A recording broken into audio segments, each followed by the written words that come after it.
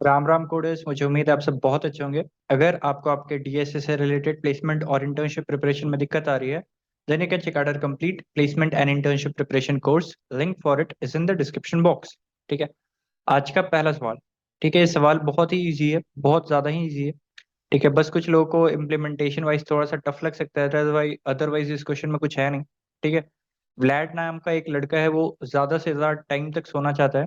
ठीक है, और वो कब तक सोएगा? जब तक उसका अलार्म नहीं बज जाता है। ठीक है। और वो अलार्म ऐसा नहीं कि सिर्फ मॉर्निंग के लिए सेट करता है। वो जब भी उसका कुछ काम होता है ना, तो उसके लिए वो अलार्म सेट किया हो, जैसे कि सुबह 9 बजे नाश्ता करना है तो उसके लिए अलार्म है। 10 बजे स्कूल जाना है, कॉलेज जाना है तो उसके लिए अलार्म है। फिर दोपहर को खाना खाना है तो उसके लिए अलार्म है। तो इसके लिए इस तरीके से आप समझ सकते हैं कि जितने भी सारे काम है ना, उन सभी के लिए व्लाड ने एक अलार्म सेट करके रखा हुआ है। ठीक है। और दूसरा चीज क्या है कि व्लाड जो है वो मैक्सिमम टाइम तक सोना चाहता है, और वो व्लाड कब तक सोएगा? जब तक कि उसका अलार्म नहीं बजता है। ठीक है। तो आपको बताना है कि एक आपको एरे दिया रहेगा। ठीक है, उसमें दिया रहेगा कि व्लाड का अलार्म कब तक बजेगा, कब कब बजेगा। ठीक है। और दूसरा क्या है कि आपको टाइम दिया हुआ रहेगा कि व्लाड किस टाइम पे सो रहा है। आपको बताना है कि उस टाइम पे सोने के बाद नेक्स्ट अलार्म कब बजेगा व्लाड का। ठीक है। तो उस दोनों के बीच का जो डिफरेंस होगा, दैट ड्यूरेशन की मतलब उसका स्लीप ड्यूरेशन होगा, और वो आपको रिटर्न करना है। कुछ मैक्सिमाइज मिनिमाइज कुछ नहीं करना है। आपको बस बताना है कि ब्लैड जब से सो रहा है तब से नेक्स्ट अलार्म कब बजेगा। ठीक है। और अलार्म हमेशा एक ना एक तो होगा ही, कि ऐसा नहीं कि इन्फिनेटली वो सोया रह जाए। ठीक है। तो आपको बताना है कि ब्लैड जब से सो रहा है तब से नेक्स्ट अलार्म कब बजेगा। ऐसा भी हो सकता है कि आज, और ये 24 आवर्स फॉर्मेट फॉलो कर रहा है, तो मुझे उम्मीद है कि उससे रिलेटेड कन्वेंशंस आपको सब पता ही होंगे। और अगर नहीं पता है तो विकिपीडिया वगैरह देख लो, मतलब बहुत कॉमन है। ठीक है। तो क्या करना चाहिए इसमें? ठीक है। क्या करना चाहिए, आप एक बार खुद से बोलो क्या करना चाहिए। जैसे कि एक बार टेस्ट केसेस सब देखते हैं तो आपको और अच्छे से क्लियर होगा। देखिए टेस्ट केस दिया हुआ है यहाँ पर। ठीक है। तो यहाँ पर व्लाड जो है वो आपका 6:13 पे सो रहा है। व्लाड 6:13 पे सो रहा है। ठीक है। और नेक्स्ट अलार्म कब बज रहा है? 8 o'clock पे। ठीक है। तो 8 o'clock और 6:13 के बीच में कितना टाइम बच रहा है? तो आप देख सकते हैं इधर से 47 मिनट्स, 1 आवर 47 मिनट। ठीक है। तो 1 आवर 47 मिनट के बाद व्लाड का अलार्म बजेगा। तो 1 आवर 47 मिनट तक व्लाड सो सकता है। ठीक है। दूसरा केस क्या दिया हुआ है यहाँ पर? आपको 3 अलार्म व्लाड ने सेट किया उस दिन, और टाइमिंग्स उसके अलार्म क्लॉक के ये हैं 12:30, 14:45 और 6। ठीक है। और 6 o'clock पे व्लाड सोने भी जा रहा है। तो इसके लिए क्वेश्चन ने स्पेशली मेंशन किया है कि जब भी इस तरीके का केस होगा तो उसका आंसर हो जाएगा 0। तो यहाँ पर आपको आउटपुट कराना है 0। यहाँ पर आपने आउटपुट कराया 1 आवर 47 मिनट। और यहाँ पर आप देख सकते हैं यहाँ पर व्लाड सोने गया 23:35 पे। ठीक है। और व्लाड का नेक्स्ट अलार्म कब है? तो नेक्स्ट अलार्म व्लाड का है, एक है 20:15 पे और एक है 10:30 पे। तो नेक्स्ट अलार्म कौन सा हुआ? ये वाला हुआ। तो इस पे व्लाड सोने गया, और व्लाड को उठना कब है? 10:30 पे। तो इधर से 25 मिनट्स और इधर से 10 आवर 30 मिनट्स। तो व्लाड टोटल कितने ड्यूरेशन होएगा? 10 आवर 55 मिनट्स। तो ये आई होप कि जो टाइमिंग कन्वेंशन है, ये कन्वेंशन आपको अच्छे से समझ में आना चाहिए, और इसको मैं समझाने वाला नहीं हूँ। और मुझे उम्मीद है कि ये समझ में आता होगा आपको। तो इसमें एक ऑब्जर्वेशन क्या हो सकता है, एक छोटा सा ऑब्जर्वेशन क्या हो सकता है कि व्लाड जब से सो रहा है, ठीक है, तब से नेक्स्ट कौन सा अलार्म बज रहा है? ठीक है। नेक्स्ट कौन सा अलार्म है जो उससे छोटा नहीं है उसके स्लीपिंग टाइम से? ठीक है। तो यहाँ पर जैसे ये केस आप देखिए कि अ, ये टाइमिंग्स को अगर अपन अरेंज करें, 6:0, ये है 12:30, ये है 14:45, और स्लीपिंग टाइम है 6। तो नेक्स्ट कौन सा टाइम है जो व्लाड के स्लीपिंग टाइम से छोटा नहीं है अलार्म? ठीक है। वो है 6 o'clock। 6 o'clock पे आप कह सकते हैं कि जो व्लाड का स्लीपिंग टाइम है उससे वो टाइम बड़ा है आपका क्लॉक का। ठीक है। तो यहाँ पर क्या मतलब हो गया कि व्लाड 6 o'clock पे ही सोने जा रहा है, और 6 o'clock पे ही अलार्म क्लॉक बज जा रहा है, तो इसका मतलब वो 0 आवर 0 मिनट सो पाएगा। ठीक है। इस एग्जाम्पल में आते हैं, तो यहाँ पर क्या हो जाएगा, ब्लैड सोने गया है 23:35 पे, और अलार्म उसका है 10:30 पे और 12:15 पे, ठीक है। और यहाँ पर मैंने इसको सॉर्ट क्यों किया है, आपको समझ में आना चाहिए, क्योंकि ये मुझे सर्च करना है कि ना कि नेक्स्ट अलार्म कब बजने वाला है ब्लैड का। तो सर्चिंग को अगर मुझे ऑप्टिमाइज करना है तो उसके लिए मैं बाइनरी सर्च इस्तेमाल करूंगा। तो बाइनरी सर्च तब लग सकता है जब आपका जो एरे है, ठीक है, एरे कैसा भी एरे हो सकता है, एरे ऑफ स्ट्रिंग हो सकता है, ठीक है, एरे ऑफ पेयर हो सकता है, ठीक है, जो उसके अंदर होगा वेक्टर पेयर जो अपन देखते हैं, वो कुछ पेयर भी हो सकता है। तो जो भी होना चाहिए आपका वो सॉर्टेड ऑर्डर में होना चाहिए, तभी आपका binary search best possible way में काम करेगा, ठीक है। बेस्ट पॉसिबल वे में क्या मतलब, उसी बाइनरी सर्च इंप्लीमेंट करने के लिए आपका जो भी डेटा स्ट्रक्चर है वो सॉर्टेड ऑर्डर में होना चाहिए, ठीक है। तो यहाँ पर सबसे पहले मैंने सॉर्टेड ऑर्डर में कर लिया, और मैंने पूछा कि 23:35 से बड़ा किस इंडेक्स पे टाइम है। तो यहाँ पर इससे तो बड़ा कोई भी नहीं है।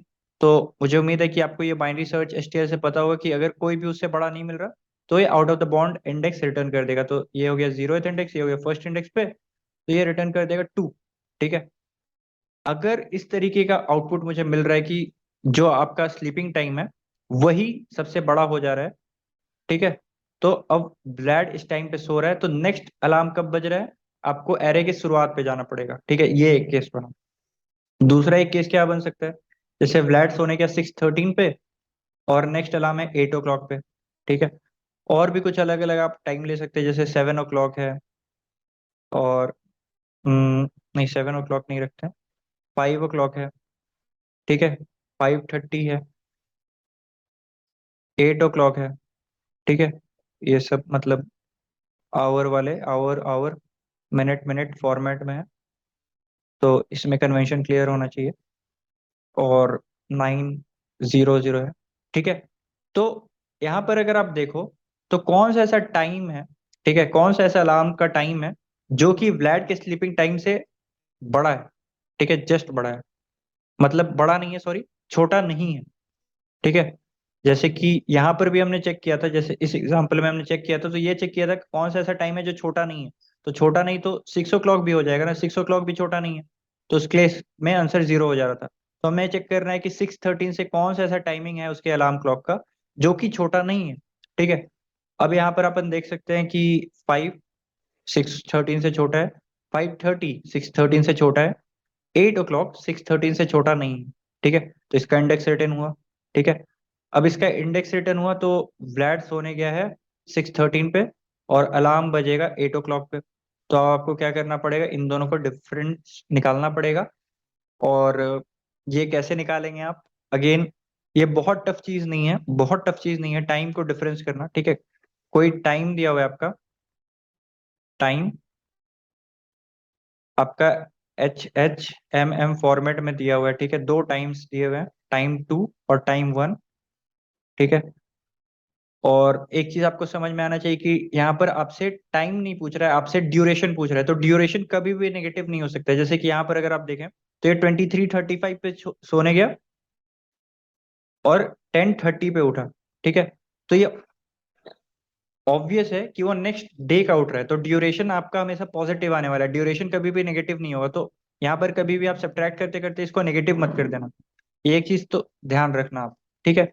और बाकी अगर आपका जो आवर वाला क्लॉक है, जैसे कि यहाँ पर ही आप देख लें, ये आवर वाला क्लॉक इससे बड़ा है, ठीक है, नेक्स्ट अलार्म का, तो कोई दिक्कत का बात नहीं है। अगर छोटा है तो फिर आपको एडजस्ट करना पड़ेगा कि वो नेक्स्ट दिन में उठ रहा है, तो आपको ड्यूरेशन निकालना होगा, ठीक है। तो दो टाइम दिया हुआ है आपको, उसको उससे आपको डिफरेंशिएट करके ड्यूरेशन निकालना है। ये बहुत टफ चीज नहीं है, ठीक है। और जो सारे केसेस हमने डिस्कस किए हैं वो सारी चीज अगर आप ध्यान रखो, बाइनरी सर्च लगाओ, उससे जस्ट बड़ा, सॉरी, जस्ट ऐसा इंडेक्स खोजो जिसपे जो टाइम है उससे जस्ट छोटा, उससे छोटा नहीं है, तो आप इस आंसर को निकाल लोगे। और अगर ये आप करने में मतलब पॉसिबल नहीं हो रहा है आपको, तो आप को मैं अपना कोड दिखा देता हूँ, उससे आपको ऑब्वियसली क्लियर हो जाएगा। और ये जो भी सारा हमारा कोड होता है ना वो यहाँ पर आपको मिल जाएगा, ठीक है। ब्रो कोडेस 2021 आप यूजर आईडी सर्च करोगे तो वहाँ पर आपको मिल जाएगा। बहुत सारे लोग बोलते हैं कि कमेंट में लिंक डाल दीजिए, तो वो बहुत बार पॉसिबल नहीं हो पाता, बहुत जल्दी जल्दी सब कुछ करना होता है, अपलोडिंग वगैरह। तो इसके लिए मैं कोड एक्सप्लेन कर दूंगा, अगर आपको दिक्कत हो तो आप इस आईडी पे जाके आप वो कोड सर्च कर सकते हैं क्वेश्चन का, तो आपको कोड भी मिल जाएगा। ठीक है। यहाँ पर जैसे कि हमें दिया हुआ था क्वेश्चन में, हमने इनपुट ले लिया है। ठीक है, पहला एन है और दूसरा है एच और एम। और ये वेक्टर पेयर में मैं स्टोर करने वाला हूँ टाइम को, और उसको मैं सॉर्ट करूंगा। सॉर्ट मैं क्यों कर रहा हूँ? क्योंकि मुझे उसको सर्च करना है, उसमें बाइनरी सर्च करना है, कौन सा ऐसा टाइम है, कौन सा ऐसा अलार्म का टाइम है जो कि उससे छोटा नहीं है। ठीक है। तो इसके लिए मुझे सॉर्टिंग का खास जरूरत है। और जब सॉर्टिंग करते हैं तो इसको निकालने के लिए क्या तरीका होता है? Lower bound. ठीक है। लोअर बाउंड हमें उस इंडेक्स को रिटर्न करता है जो कि, ठीक है, उस एलिमेंट से, मतलब जो भी आपने एलिमेंट पास किया, जैसे कि मैंने 3 पास किया है, तो वैसा इंडेक्स रिटर्न करेगा जिसपे जो एलिमेंट है वो 3 से छोटा नहीं है। ठीक है। 3 के बराबर भी हो सकता है पर 3 से छोटा नहीं, 2 पे नहीं रिटर्न करेगा, 4 पे रिटर्न कर सकता है। ठीक है। इसके लिए जो प्लेसमेंट प्रिपरेशन सीरीज है उसमें मैंने बहुत अच्छे से डिस्कस किया है लोअर बाउंड अपर बाउंड। आप एरे वाले प्लेलिस्ट में जाके एक बार फॉलो कर सकते हो, और इस पे हमने एसटीएल वाले प्लेलिस्ट में भी अच्छे से वीडियो बनाया, तो आप उसको एक बार फॉलो कर सकते हो। लोअर बाउंड और अपर बाउंड, ठीक है। या फिर आप आर्टिकल भी पढ़ सकते हो, आपको क्लियर हो जाएगा लोअर बाउंड और अपर बाउंड का क्या रोल होता है। तो लोअर बाउंड क्या रिटर्न करता है? फर्स्ट ऐसा एलिमेंट जो कि आपके पास्ट एलिमेंट से, ठीक है, यहाँ पर हमने पास किया है पी। ठीक है, पी बेसिकली पेयर है जिसमें एच और एम, मतलब आवर और एम जिसपे वो स्लिप कर रहा है, आवर और मिनट, उसको मैंने पास किया है, उससे छोटा नहीं है वो रिटर्न करेगा। ठीक है। अगर आपका लोअर बाउंड और अपर बाउंड इक्वल नहीं है, ठीक है, इसका मतलब क्या हो गया कि जैसे कि ये एरे है 1 2 3, 3 6 7, ठीक है, इसमें आपने लोअर बाउंड निकाला 3 पे, तो वो क्या रिटर्न करेगा? ये इंडेक्स मान लेते हैं 0 1 2 3 4 5। ठीक है। तो ये क्या रिटर्न करेगा लोअर बाउंड? फर्स्ट ऐसा इंडेक्स जो कि 3 से छोटा नहीं है, 2। ठीक है। और अगर आप इस पे अपर बाउंड लगाएंगे तो वो क्या रिटर्न करेगा? फर्स्ट ऐसा एलिमेंट जो कि 3 से बड़ा है। ठीक है। तो 3 से बड़ा जस्ट ऐसा एलिमेंट कौन सा है? वो है 6, और उसका इंडेक्स क्या है? 4। ठीक है। तो आप देख रहे हैं यहाँ पर लोअर बाउंड और अपर बाउंड जो रिटर्न कर रहा है वो डिफरेंट आ जा रहा है।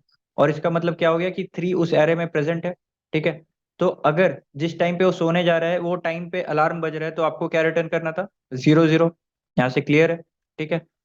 और अदरवाइज अगर आप लोअर बाउंड और अपर बाउंड लगाते हो इस एरे में 4 पे, ठीक है, तो लोअर बाउंड किस पे पॉइंट करेगा? फर्स्ट ऐसा एलिमेंट जो कि 4 से छोटा नहीं है, 6। ठीक है, 6 का इंडेक्स रिटर्न करेगा 4।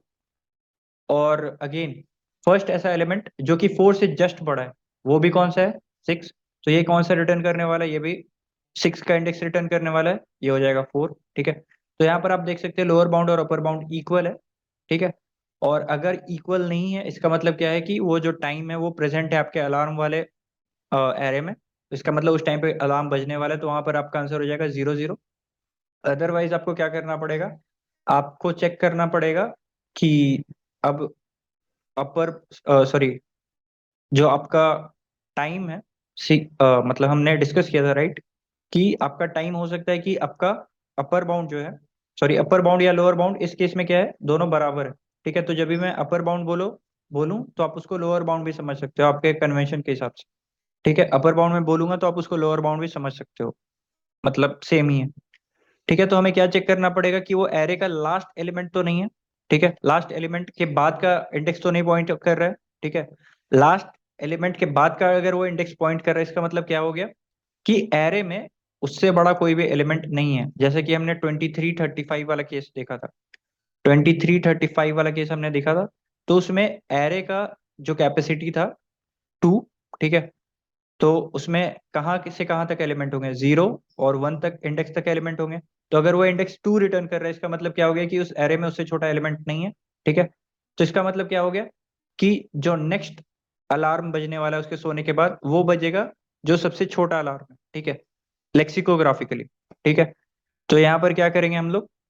23 - H करके आवर निकाल लेंगे, 60 - M करके मिनट निकाल लेंगे, और इसको हम लोग क्या कर देंगे? फाइनल इसमें ऐड कर देंगे मिनट में। ठीक है।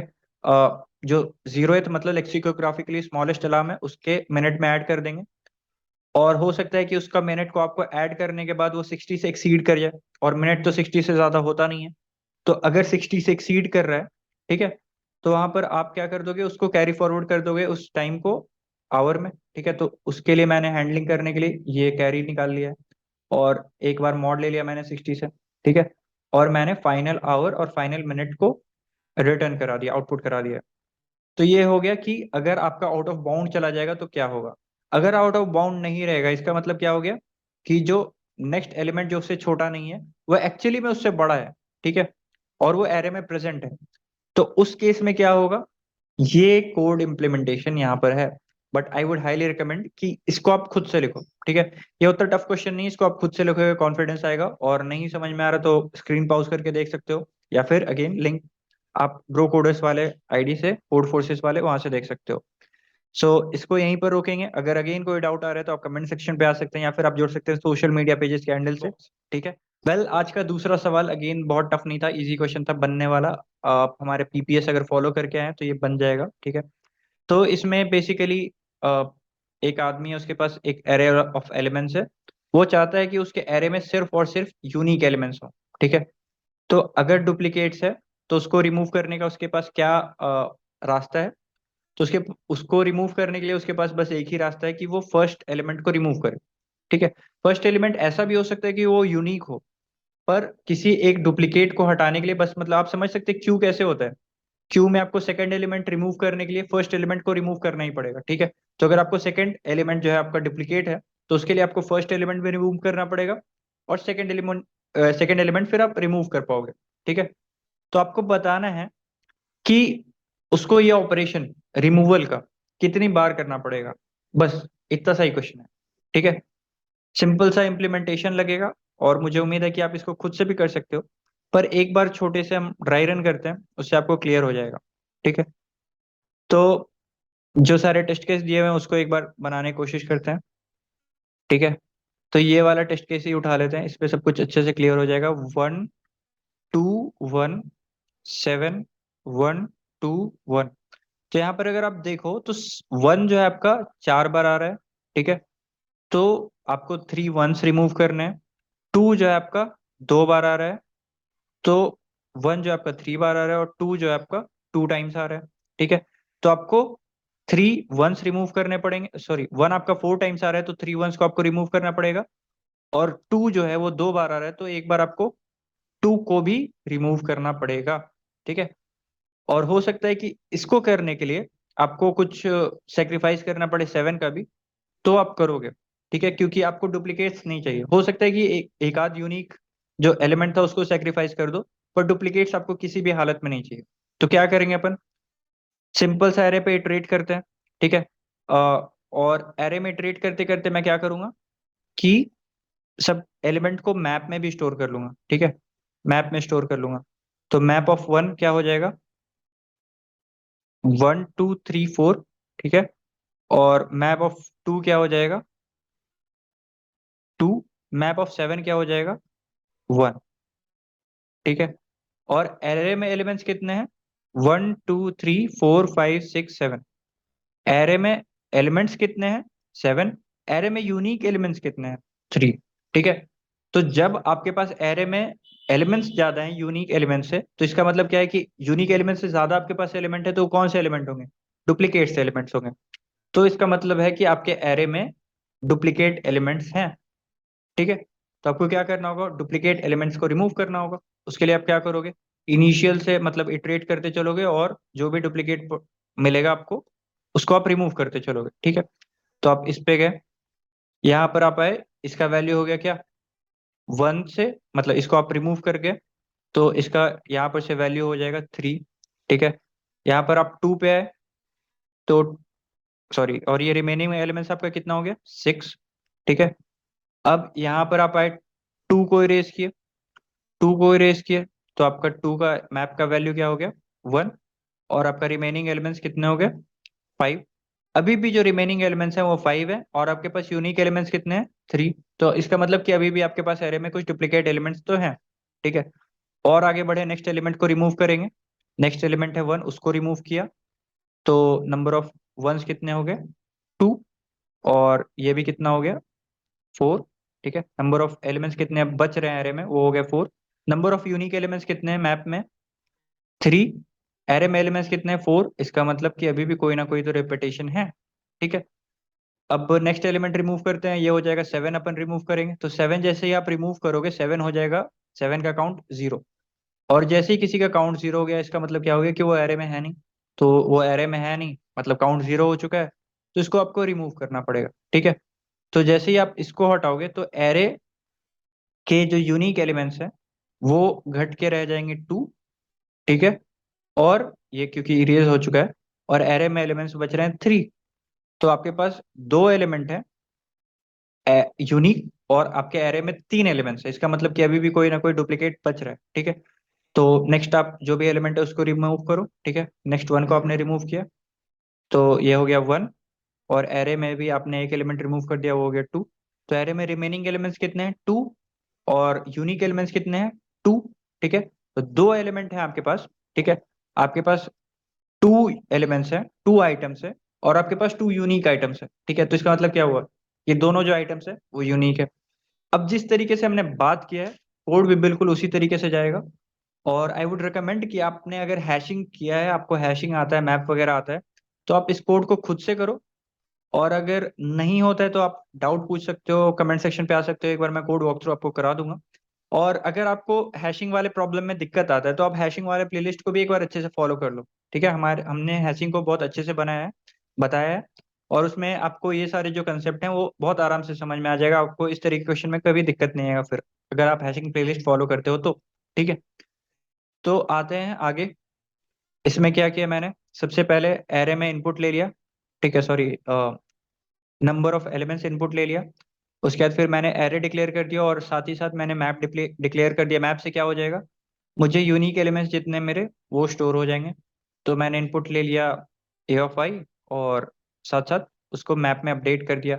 अब मुझे कब तक ये डिलीशन ऑपरेशन करना है? जब तक मेरे पास unique element, number of unique elements और number of remaining elements equal ना हो जाए। ठीक है।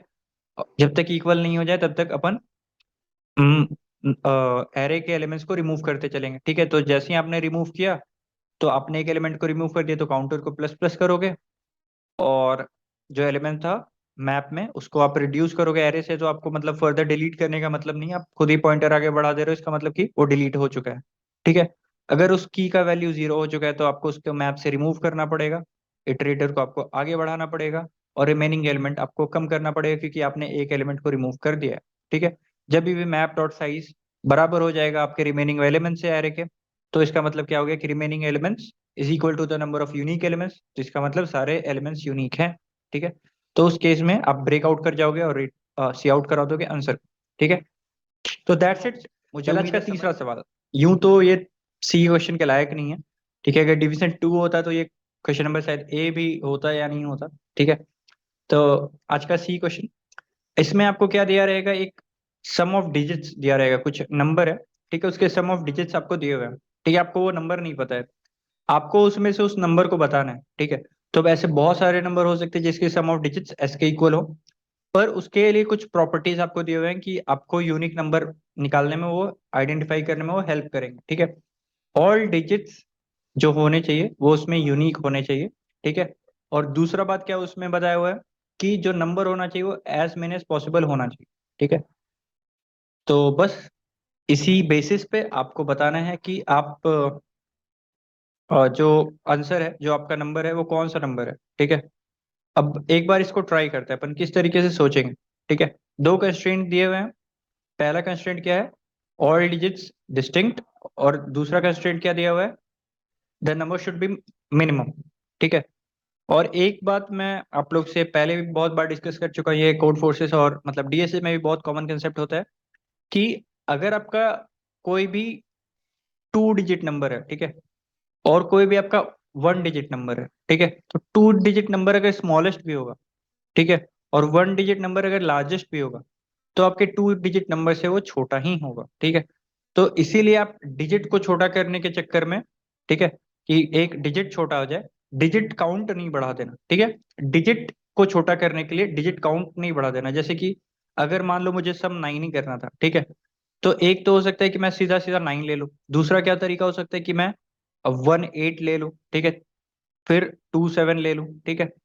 तो out of all the possible numbers which will get, ठीक है, 9 जो है वो सबसे छोटा होने वाला है। तो यहाँ पर सबसे पहले तो हमें कोशिश करना है कि जो नंबर ऑफ डिजिट्स है वो एज मेनी एज पॉसिबल हों, ठीक है।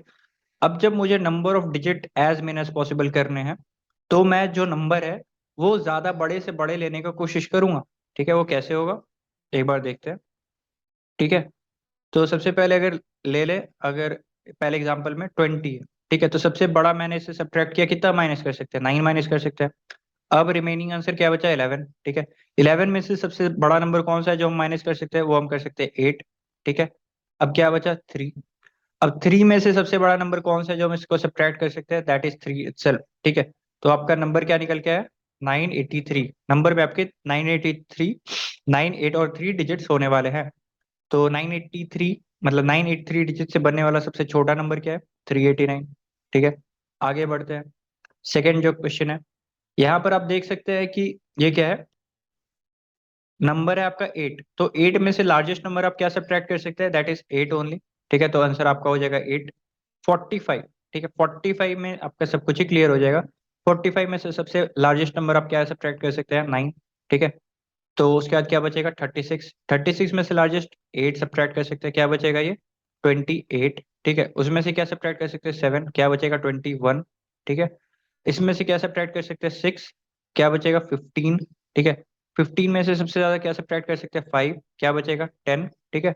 10 में से क्या सब्ट्रैक्ट कर सकते हैं सबसे बड़ा, जब तक यूज नहीं हुआ क्योंकि यूनिक करना है, ठीक है, 4, क्या बचेगा, 6, देन 3, 3 बचा, एंड 2, 2 बच, सॉरी 1 बचा, देन 1, ठीक है। तो ये सारे डिजिट्स आपके यूज होंगे अगर सम आपका है 45, तो ठीक है। अब इन सभी डिजिट को यूज करते हुए आपको स्मॉलेस्ट नंबर बनाना है, नॉट टफ, ठीक है। 1 2 3 4 5 6 7 8 9, और 6 7 8 9, ठीक है। दिस इज द आंसर, ठीक है। और सम अगर 10 करना है, तो जो स्मॉलेस्ट नंबर हो सकता है वो क्या हो सकता है, 9 और 1, ठीक है। सबसे पहले आप इसमें से 9 सब्ट्रैक्ट करेंगे, 1 बचा, फिर 1 में से सबसे बड़ा नंबर क्या सब्ट्रैक्ट कर सकते हैं, 1, ठीक है। और 1 और 9 का इस्तेमाल करके सबसे छोटा नंबर 90, ठीक है। तो यही बस हो गया आपका आंसर। और इसको करने के लिए आपको खुद से करना चाहिए, अगर आपको लॉजिक अभी तक नहीं पता था, अब पता चल चुका है। और मैंने इसको किस तरीके से किया, थोड़ा सा मैंने इसको कॉम्प्लिकेट कर दिया ज़्यादा। आप अगर चाहते तो इसको छोटे से भी कर सकते थे, स्ट्रिंग में सीधा स्टोर कर लेते। मैंने क्या है, 9 से शुरू किया है, और जब तक एस आपका कुछ बच रहा है तब तक आपको ये करना है, ठीक है। अगर एस आपका एफ से बड़ा है, ठीक है, जो अभी सम में आपका एफ से बड़ा है, ठीक है, तो उस केस में आपको क्या करना है, आपको एफ को इंक्लूड कर लेना है अपने जो नंबर ऑफ डिजिट आप यूज करने वाले, जो डिजिट आप यूज करने वाले उसमें। और क्या करना है कि सम जो है उसको सब्ट्रैक्ट कर देना सम में, क्योंकि अब आपने एफ को इंक्लूड कर लिया तो सम आपका रिड्यूस हो गया। और अब आप नेक्स्ट लार्जेस्ट एलिमेंट क्या ले सकते हो, एफ, ठीक है। तो एफ को भी रिड्यूस करना है, सॉरी एफ माइनस माइनस, तो एफ को भी रिड्यूस कर देना है, ठीक है। एल्स, ऐसा अगर केस हो गया कि आपका जो एस है, ठीक है, सम ऑफ नंबर आपके एफ से छोटा है, तो आप क्या पुश कर दोगे, सीधा एस जो डिजिट है उसी को पुश कर दोगे, ठीक है। और एस को कर दोगे 0, ठीक है।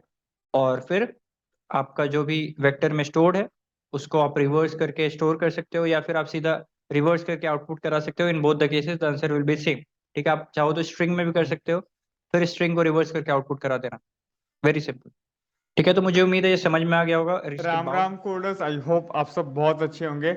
एंड सिंस अभी प्लेसमेंट सीजन पीक पे चल रहा है, आई रिक्वेस्ट यू आप पीपीएस को फिनिश कर सकते हैं, because PPS is a compilation of the best question you can find from any paid courses, and this is a step by step increment series.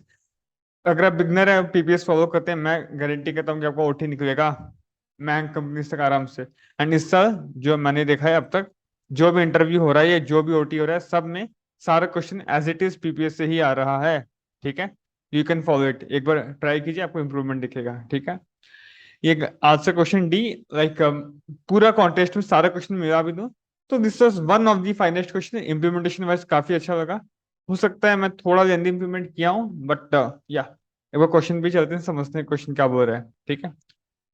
तो बेसिकली क्वेश्चन आपको बोल रहा है, ठीक है, आपको एक स्ट्रिंग दे देगा, मानो इस केस में बी ए दे दिया, ठीक है।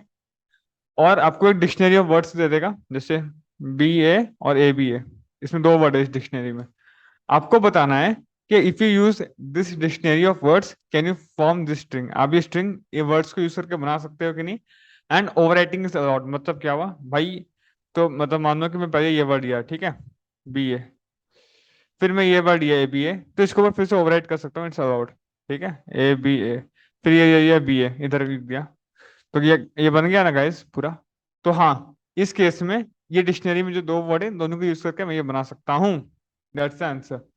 तो आपको बताना है कि आप बना सकते हो कि नहीं बना सकते, और अगर बना सकते हो तो मिनिमम कितने वर्ड्स यूज करोगे, मिनिमम कितने वर्ड्स यूज करोगे, क्लियर है। जिससे कोई मतलब बी है, बी ए कर देंगे, फिर ए बी ए कर देंगे, फिर बी ए इसके ऊपर फालतू का अगर आप कर देते हो, मैं बता रहा हूँ ऐसे ही, फिर ए बी ए, तो 4 5, इस केस में ऑप्टिमम 3 है। बट हाँ, आपको मिनिमम वर्ड्स यूज करने हैं, आपको ये स्ट्रिंग बनाना है from the given dictionary of words. इसमें एक दो रिलैक्सेशन क्या है कि एक वर्ड को आप बहुत बार यूज कर सकते हो, और एक वर्ड के ऊपर आप ओवरराइड भी कर सकते हो, इट्स अलाउड, ठीक है। ऐसे ए बी ए आप पहले ये, फिर अब ये तो इसको ऊपर ओवरराइड कर सकते हो, हालांकि कोई सेंस नहीं है इस केस में उसी को ऊपर ओवरराइड करने का, बट ये आप कर सकते हो। तो this is a question overall, ठीक है। एंड अगर ये क्वेश्चन हमने करवाया है पीपीएस में, डिक्शनरी वाला क्वेश्चन है, इसमें बस ये 2 कंडीशन एक्स्ट्रा था, इसमें 2 कंडीशन कम है, वो काफी अच्छा क्वेश्चन है, डीपी का क्वेश्चन है, उसको आप देख सकते हैं। अभी अभी उसको इंटरव्यू में पूछा गया था बाय द कंपनी एक्स, ठीक है। ओके, अभी ये क्वेश्चन इज क्लियर। आपको डिक्शनरी वर्ड्स देगा, एक बड़ा वर्ड देगा, आपको बताना है बन सकता है कि नहीं बन सकता, ठीक है। अब आप प्रैक्टिकली सोचिए, मैं ज्यादा नहीं बोलूंगा, आप खुद सोचिएगा, ठीक है। मैं कुछ भी एक वर्ड दे देता हूँ, इट्स एक एग्जांपल ही दे देते हैं ना, ये दे देते हैं। तो अगर मैं कॉपी पेस्ट कर दूँ एग्जांपल, ठीक है, ओके,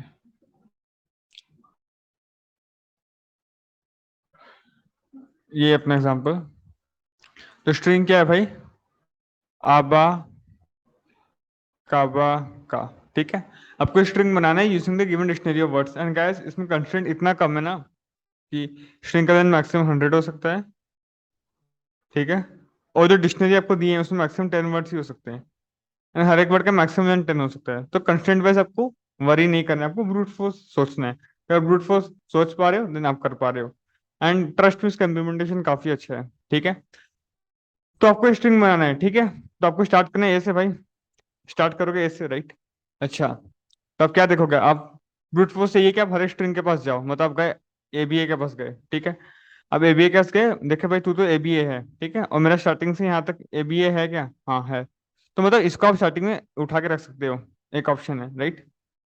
और आप कॉमन सेंस लगाइए, अगर मान लो मैं ऐड कर देता हूँ ए बी ए सी, तो आप क्या रखोगे, ये रखोगे ये रखोगे, बेटर क्या है, ऑब्वियसली डी रखोगे, ए बी ए सी रखोगे, क्यों, क्योंकि आपको मिनिमम करना है, कि आपको मिनिमम वर्ड्स उठाना है। क्या पता अगर आप अभी ए बी ए सी रख देते हो और फ्यूचर में कोई स्ट्रिंग होता है ए बी ए सी है ना, तो आपको 2 वर्ड में बन गया होता। बट अगर आप ए बी ए रखते हैं अभी और फ्यूचर में ये स्ट्रिंग है, तो आपको 2 वर्ड में नहीं बनता, फिर आपको इसके ऊपर और कुछ रखना पड़ता सी कवर करने के लिए, फिर आप इसको रख पाते। तो आपको मिनिमम करना है, तो आपको ये करना पड़ेगा, राइट।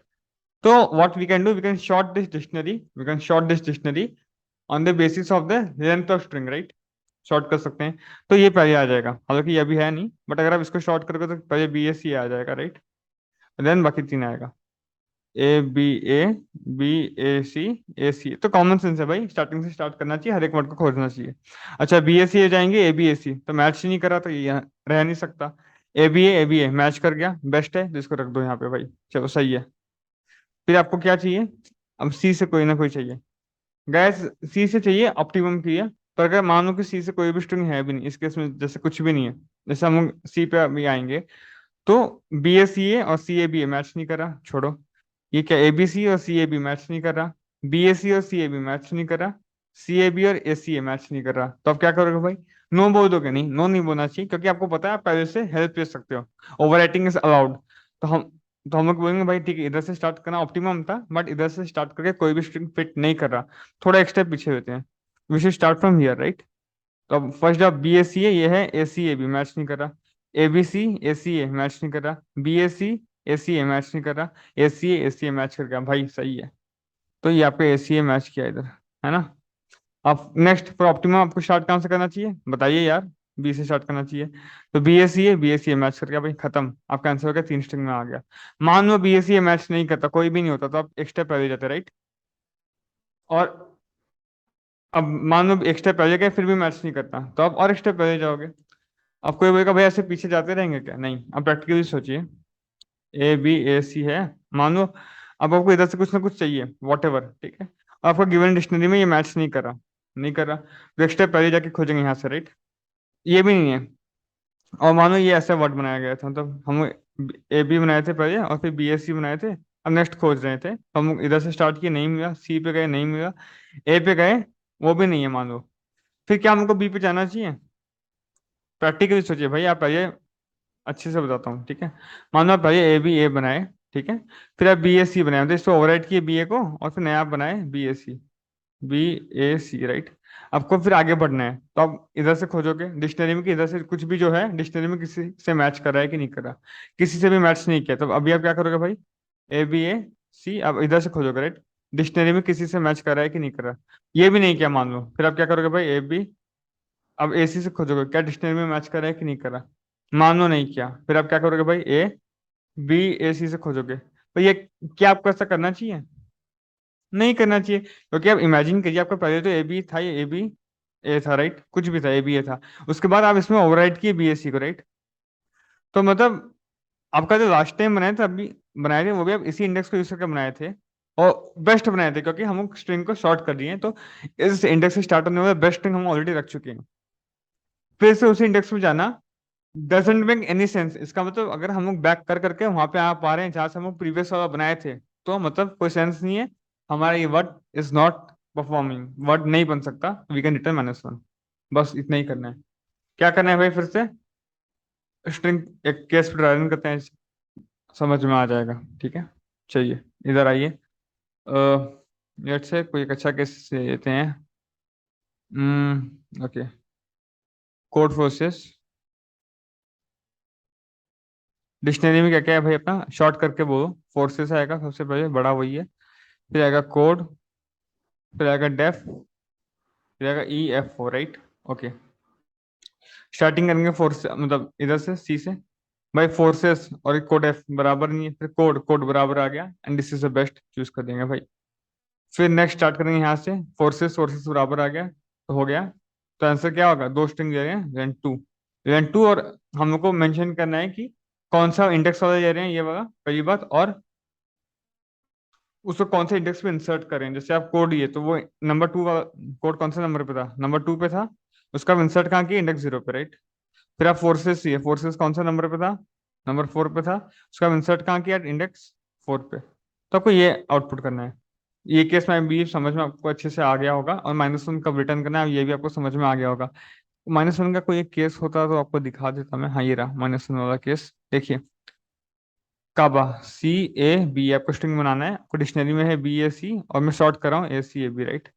अब क्या करोगे भाई? स्टार्टिंग से स्टार्ट करोगे, काबा और ये ACAB मैच ही नहीं कर रहा भाई। नीचे गए, BAC और काबा मैच नहीं कर रहा। अब आप पहले जाओगे, पर पहले तो कुछ है ही नहीं, कि इधर से मैच नहीं कर रहा, तो हम लोग बोलते हैं थोड़ा पीछे जाके और देखेंगे, पर पीछे कुछ है ही नहीं, तो मतलब भाई खत्म, नॉट पॉसिबल, आंसर -1। क्लियर है भाई? मानो आपको पीछे कुछ होता भी, मानो ABE, अगर आप अभी पीछे जाते हैं तो क्या बोलता भाई? फिर से आप देखते ई का मैच नहीं कर रहा, ई का बाक मैच नहीं कर रहा, फिर आप और पीछे जाते हैं ना, ऐसे आप प्रोसेस कंटिन्यू करते हैं, ठीक है। और कितना पीछे जाते हैं अभी आपको बताया, जहां हम प्रीवियस वर्ड बनाए थे, मान लो इसमें हम लोग जो प्रीवियस वर्ड बनाए थे ऐसे बनाए थे, तो बी से पीछे और नहीं जा सकते, मतलब बी तक जा सकते हैं, बी को भी नहीं जा सकते, ई तक जा सकते हैं, राइट। फिर बी को जाएंगे तो वही एक ही बात हो जाएगा, पुराना वर्ड बनाने वाला बात। क्लियर है? आई बिलीव क्लियर है। एक बार कोड पे चलते हैं, थोड़ा शायद मेरे को लग रहा है मैं कॉम्प्लेक्स कोड दिखाऊं, बट फाइन, चलिए समझते हैं।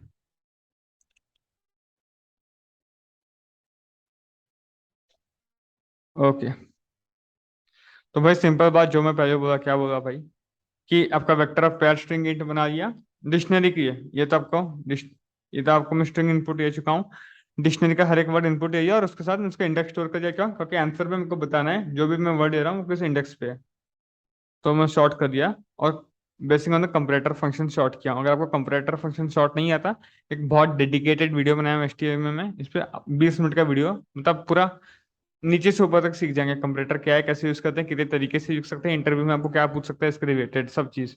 तो कंपैरेटर में मैं क्या बोला भाई, अगर दोनों का साइज सेम है, ये भी 3 लेंथ का है, ये भी 3 लेंथ का है, तो फिर ये लाइन नहीं भी देता तो कोई फर्क नहीं पड़ता, it's the same thing right. पर अगर हाँ दोनों का लेंथ अलग है तो बड़ा लेंथ को पहले फॉरवर्ड करो, ठीक है। डॉट फर्स्ट यानी कि स्ट्रिंग, सेकंड में इंडेक्स है राइट। ठीक है, शॉर्टिंग हो गया भाई। और आपका vector of pair intent answer, because आपका आंसर में रिटर्न क्या करना है, इसमें आपको चाहिए आपका index of the string from the dictionary and index eight which you have inserted that word in your final string right. और ये है स्टार्टिंग इंडेक्स, अब 0 से स्टार्ट करोगे। और प्रीवियस मतलब अब इससे पहले वाला स्ट्रिंग में स्टार्ट कहाँ से किए थे, तो इससे पहले कोई स्ट्रिंग था ही नहीं। जैसे मानो ए बी ए सी, इसके बाद नया स्ट्रिंग जो बनाया वैसे बनाया कि मान लो ए सी डी। तो अभी आपको बताइए स्टार्टिंग क्या होगा, नेक्स्ट वाला ये इंडेक्स होगा और प्रीवियस क्या होगा, ये इंडेक्स राइट। तो प्रीवियस में हम यहाँ से स्टार्ट किए थे, है ना। ठीक है, अब हमको कब तक लूप रन करना है भाई, जब तक हमको स्टार्टिंग इंडेक्स पूरा स्ट्रिंग का कवर ना करे। हमारा स्ट्रिंग मानो A B A C D है, हम स्टार्टिंग इंडेक्स अब यहाँ पे आ जाएगा, मतलब पूरा स्ट्रिंग कवर अप हो चुका है, वी आर गुड। तब तक हमको लूप चलाना है भाई, लूप राइट। अच्छा, ये करंट है हम लोग का एस मतलब राइट। अभी हमको करंट इधर से स्टार्ट करना है राइट। और मैं क्या बोला था कि हम लोग यहाँ से स्टार्ट करके देखेंगे सारा स्ट्रिंग डिक्शनरी में कोई मैच कर रहा है कि नहीं कर रहा है। मान लो कुछ भी मैच नहीं किया तो हम लोग एक स्टेप अब बैक जाएंगे, मैं पहले ही बोला था। और ऐसे बैक कब तक जा सकते हैं, जब तक प्रीवियस से बड़े हैं। तो प्रीवियस वाला इधर से स्टार्ट हुआ था, हम यहाँ तक बैक आ सकते हैं जब तक करंट प्रीवियस से बड़ा है। तो बैक आना है, कब तक आना है, जब तक हम लोग प्रीवियस से बड़े हैं राइट। हम स्टार्ट करेंगे भाई, अब सेम बात है भाई, फ्लैग को फॉल्स करना है, डिक्शनरी में जाना है भाई। ये क्या, ये बेसिकली ये चेक करने के लिए कि अगर स्ट्रिंग का साइज, अभी आप जिस स्ट्रिंग पे है, मान लो आपका और इतना कवर करना बाकी है, पर अभी आप जो स्ट्रिंग पे उसका लेंथ इससे बड़ा है ना, तो कभी इक्वल हो ही नहीं सकता क्योंकि आपको कवर करने में थोड़ा सा बचा है। तो ये वही है चेक करने के लिए। और बाकी आपको सब स्ट्रिंग निकालना है इस लेंथ का राइट। मतलब आपका A B A C D बड़ा सा स्ट्रिंग है, आपको आप डिक्शनरी में ए बी ए को चेक करे हो, उसका लेंथ 3, तो आपको लेंथ 3 का सब स्ट्रिंग एक्सट्रैक्ट करना है। देखना है, अगर दोनों बराबर हो गया तो भाई हाँ ये इसको रिप्लेस कर सकता है, और अगर बराबर नहीं हुआ तो ये रिप्लेस नहीं करेगा। अच्छा, अगर बराबर हो गया तो क्या चक्कर है भाई, बराबर हो गया तो आंसर में पुशबैक करेंगे राइट। जिस डिक्शनरी का वर्ड से बराबर हुआ है उसका इंडेक्स, और हम लोग जहाँ इंसर्ट करें current position right. Flag true कर दिया, क्यों किया बताऊंगा। अब प्रीवियस क्या हो जाएगा, अभी आप इंसर्ट इस करंट पोजिशन पे किया राइट, तो अभी प्रीवियस अब ये हो जाएगा, नेक्स्ट स्ट्रिंग के ये प्रीवियस हो जाएगा। और एस क्या हो जाएगा आपका नया position, S is the new position. तो आप इधर इंसर्ट किया, स्ट्रिंग का लेंथ ये है, तो नया पोजीशन यहाँ आ जाएगा। वही क्या, करंट जो था और स्ट्रिंग का लेंथ है, ये आई डॉट फर्स्ट डिक्शनरी वाला स्ट्रिंग और डॉट साइज है उसका लेंथ राइट। और करंट का -1 कर दिया, मैं क्यों किया ये बताऊंगा। और लूप को ब्रेक कर दिया राइट, लूप को चेक करो फायदा नहीं, क्योंकि डिक्शनरी का एक वर्ड से मैच कर चुके हो राइट। अभी लूप ब्रेक को आपको पता कैसे चलेगा, इसके मैं फ्लैग लगाया हूँ। अगर लूप ब्रेक हो गया तो भाई आप इसको भी ब्रेक करो। किसको ब्रेक करो भाई, ये वाइल लूप को, क्योंकि हम लोग को वर्ड मिल गया है ना। ये वाइल लूप चल क्यों रहा था, बेसिकली ये चल रहा था भाई, आपको इस पोजीशन में एक वर्ड खोजना था, अगर नहीं मिलेगा तो थोड़ा प्रीवियस से खोजेंगे, तो इसके लिए चल रहा था। तो अभी हम जिस भी पोजीशन पे थे वहां पे हम लोग को एक वर्ड मिल चुका है, तो हमको ये वाइल लूप पे ब्रेक कर देना चाहिए। फैक्ट ट्रू है भाई, ये वाइल लूप को ब्रेक करो। और अगर वाइल लूप ब्रेक नहीं हुआ तो मतलब इस करंट पोजीशन के लिए हम लोग को कोई वर्ड नहीं मिला, तो एक क्वेश्चन अब बैक जाएंगे फिर वर्ड खोजेंगे राइट। तो वही एक क्वेश्चन बैक जाके वर्ड खोजेंगे, दैट्स इट। ठीक है, ये अपना लूप पे सारा मिल गया भाई। और अब जब पूरा बाहर आ चुके हैं हम लोग क्या देखेंगे भाई, हम लोग देखेंगे अभी। अच्छा, ये जो बड़ा वाला वाई लूप है ना, ये वाला, ये कब टूटेगा, अगर आपका करंट देखो, ये वाई लूप कब टूटेगा, ये वाई लूप टूटेगा जब करंट और प्रीवियस बराबर हो जाएंगे। जब करंट कम कम के प्रीवियस के बराबर हो गया तब टूट सकता है, या तो आप जब खुद से तोड़ोगे कि भाई वर्ड मिल गया तो टूटेगा। अगर इस रीजन से टूटा है कि करंट प्रीवियस बराबर हो गए हैं तो और हमको मिल ही नहीं रहा, तो भाई C0-1 ब्रेक, खत्म कहानी राइट। और अगर उस रीजन से नहीं टूटा है तो यू कैन कंटिन्यू राइट, जब तक टी डॉट साइज से छोटा है। ये थोड़ा कॉम्प्लिकेटेड मेरे को लगा, आप समझिए, मैं समझा चुका हूँ, एक बार रिवाइंड करके देखिए क्लियर हो जाएगा। अब नीचे जाएंगे भाई, क्या बोलेंगे भाई, अगर स्ट्रिंग पूरा हो गया कवर राइट, स्ट्रिंग एस क्या है स्टार्टिंग इंडेक्स, और टी डॉट साइज के बराबर हो गया, पूरा स्ट्रिंग के बराबर हो चुका है, तो या तो आंसर का जो साइज है वो आपको नंबर ऑफ ऑपरेशन से आपको हर एक ऑपरेशन सी आउट करना है। +1 क्यों किया, जीरो बेस्ड इंडेक्सिंग को फॉलो कर रहा था। काफी ऐसे क्वेश्चन है, लाइक मैं बोल रहा हूँ वन ऑफ द बेस्ट का मेरे को इधर। अगर ऐसा कोई इजी अप्रोच आपको पता है then let us know, community में हेल्प हो जाएगा बच्चों का। Do check out the PPS guys, video को प्लीज लाइक कीजिएगा, शेयर कीजिएगा, एंड या सब्सक्राइब टू द चैनल। ध्यान रखिए, मिलते हैं अगले वीडियो में। जय हिंद।